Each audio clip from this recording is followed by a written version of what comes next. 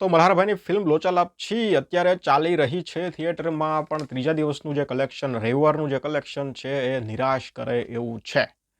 આટલું કલેક્શન પોસાય એવું નથી, કારણ કે ફિલ્મનો જે કોન્ટેન્ટ છે ને, આ જે કોન્ટેન્ટ એ મુજબનું કલેક્શન થવું જોઈતું હતું, પણ એ મુજબનું કલેક્શન થયું નથી.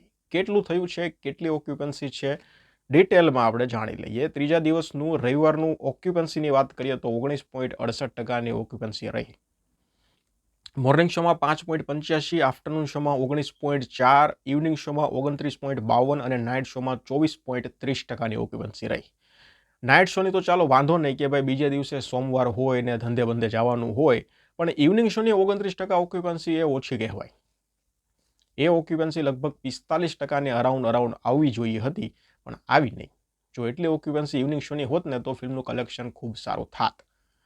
અમદાવાદમાં 20.25% રહી, મુંબઈમાં 41.25 રહી, સુરતમાં 14.75 રહી, આણંદમાં 7, ભાવનગરમાં 15, ગાંધીનગરમાં 15.5 અને વડોદરામાં 25%ની ઓક્યુપન્સી રહી.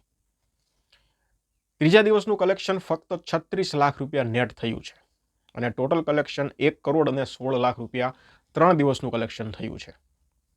1.5 કરોડની અરાઉન્ડ થઈ ગયું હોત ને કલેક્શન 3 દિવસનું, તો પણ એમ થઈ જાત કે આ કોન્ટેન્ટને સંપૂર્ણ રીતે ન્યાય મળ્યો છે. પણ અત્યારે લાગતું નથી કે જે પ્રકારની ફિલ્મ છે, જે પ્રકારના લોકોના રિએક્શન છે, ચાલો ક્રિટિક્સને તો જવા દો, સાઈડમાં મૂકો, લોકોના જે રીતના રિએક્શન છે એ પ્રકારનું કલેક્શન 3 દિવસનું નથી આવ્યું. 1.5 કરોડ કદાચ થઈ ગયું હોત ને તો એમ થઈ જાત કે નહીં, કોન્ટેન્ટને સંપૂર્ણપણે ન્યાય થોડો તો મળી ગયો છે. એટલે કેમ ઓછું થયું છે?